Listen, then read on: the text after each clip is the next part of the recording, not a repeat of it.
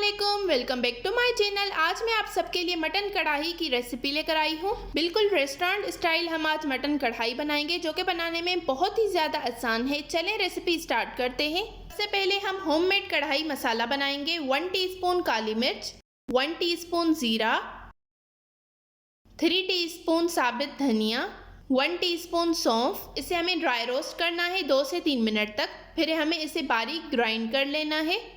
चलें कढ़ाई बनाना स्टार्ट करते हैं। ये मैंने हाफ कप कुकिंग ऑयल लिया है। 3 मीडियम साइज़ के प्याज लिए हैं। प्याज को हमें इतना पकाना है कि उसका कच्चापन जो है वो ख़त्म हो जाए। प्याज को मैंने 4 से 5 मिनट तक पका लिया है। ये मैंने लिया है मटन। ये बोनलेस मटन मैं यूज़ कर रही हूँ, आप बोन्स के साथ भी ले सकते हैं। मटन को हमें अच्छी तरह से कुक करना है, मटन का पानी ड्राई होने तक। इसमें मैं 2 टेबलस्पून लहसुन का पेस्ट डालूंगी।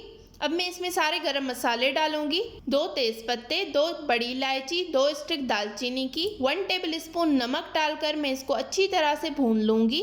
मटन का तकरीबन सारा पानी जो है वो ड्राई हो गया है। अब मैं इसमें टमाटर डालूंगी।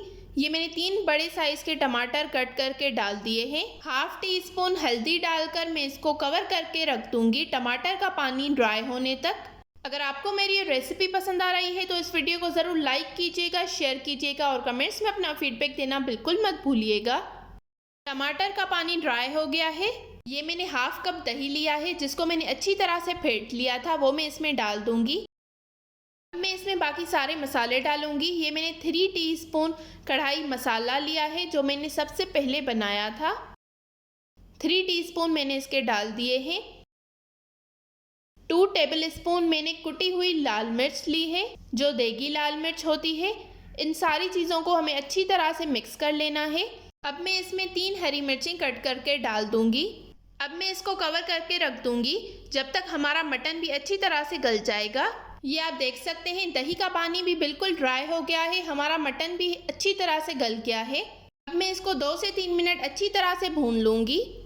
हमारी मटन कढ़ाई बिल्कुल रेडी हो गई है। अब लास्ट में मैं इसमें 1 टेबलस्पून कसूरी मेथी डालूंगी और इसे अच्छी तरह से आपने मिक्स कर देना है। ये बहुत ही ज़्यादा मज़े की कढ़ाई बनती है। आप इस रेसिपी को एक बार ज़रूर ट्राई कीजिएगा। अपना फीडबैक मेरे साथ कमेंट सेक्शन में ज़रूर शेयर कीजिएगा।